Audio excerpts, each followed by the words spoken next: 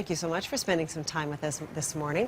More than a dozen athletes from around the world have dropped out of next month's Olympic Games in Rio over fears of the Zika virus. And here at home, there are growing concerns over Zika and West Nile. Joining us from the University of Calgary's Biological Science Department is Swann with what we need to be concerned about and how best to protect ourselves as well.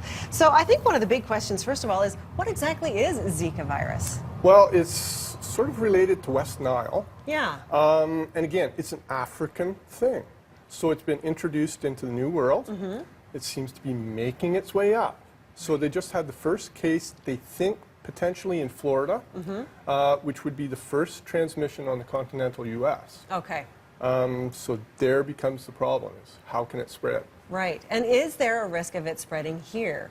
Well, that's what they're looking at right now Right. at Brock University, Okay. sort of the mosquito goddess for Canada in terms of research. She's there and she's actually investigating it. We don't know. We don't know. Right. Yeah. So tell us, you've got some mosquitoes in here, Yeah. and tell us what these are. So this is about half the species known for the province of Alberta. Okay. So that's 23 species of about 45, 46 species. Right. This is the genus and a related genus that could transmit, hypothetically, Zika virus. Okay. And to a limited degree, West Nile, but a very limited degree. But very limited degree. Okay. So let's talk about West Nile as well, because we do get excited about West Nile every year here, because this is real. Yeah, it is real. I think it was about 2003, 2004 was our first case. Right. It's somewhat cyclical. And the thing you should remember is, I don't really think it's going to be a bad mosquito year this You year. don't? No. Okay. At this point, good it's news. been too dry in the spring, too dry last winter. Yeah, we just got some rain, but I think it's a little bit late to really build up populations. That's good news. That is, unless you're a mosquito. Unless you're a mosquito. But the issue becomes, they've shown in certain localities that it's like that African savanna, where as it gets drier, everything goes to the water holes that are still available. Right. Right? So suddenly all the reservoirs for West Nile are concentrated around a few pockets. The mosquitoes feed on them, so there's a greater probability, even though there's fewer mosquitoes, Right. more of them have it. So in some cases, you can have worse West Nile years when it's dry. Oh, okay. So we'll have to keep our eye on that. Yeah, and the thing is, that's why you want And something to that's protect where I yourself. was just going to go. Okay, so there's still the possibility out there. Yep. So how best to protect ourselves?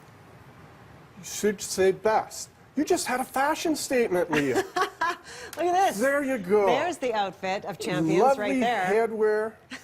If it was a really bad year, I would be wearing that when I go out collecting. Wow. Okay. But no. You're not wearing it this year? No. Okay.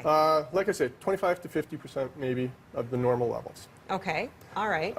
So what are we thinking then? Repellents? Repellents, I Okay. wouldn't be going out dressed in shorts and a short sleeve shirt though. Okay. I'd be wearing light colored clothes, long sleeve shirt, long pants. Right. And then I would apply a repellent. Okay. Now, when it comes to the repellents themselves, everybody gets excited about DEET. Yeah. What is DEET? Why does it work?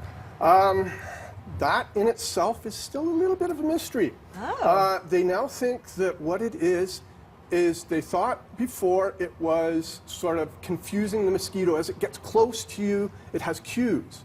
They thought it blocked those final cues to bite you. And that's why they hover around you. Right. But what they're now thinking it is it actually, like it does to us, it stinks to mosquitoes. So they're sort of hovering, going, oh, I'd like to bite you, but the smell is bad. Okay. But very quickly, if you don't want to use DEET, you're suggesting that soybean oil is a nice alternative. It's one of the newer things out there. Health Canada has approved it. Okay. A 2% soybean oil repellent works about 3.5 hours. Oh, that's not too bad. DEET at 30% works about 6 hours. You can only use DEET at 10% for kids. I have a Right. 9-year-old. Yeah. He only uses 10%. Right. Right. So soybean oil, a nice alternative. It is. Wonderful. John, thank you so much for being here. That's a welcome. lot of great information.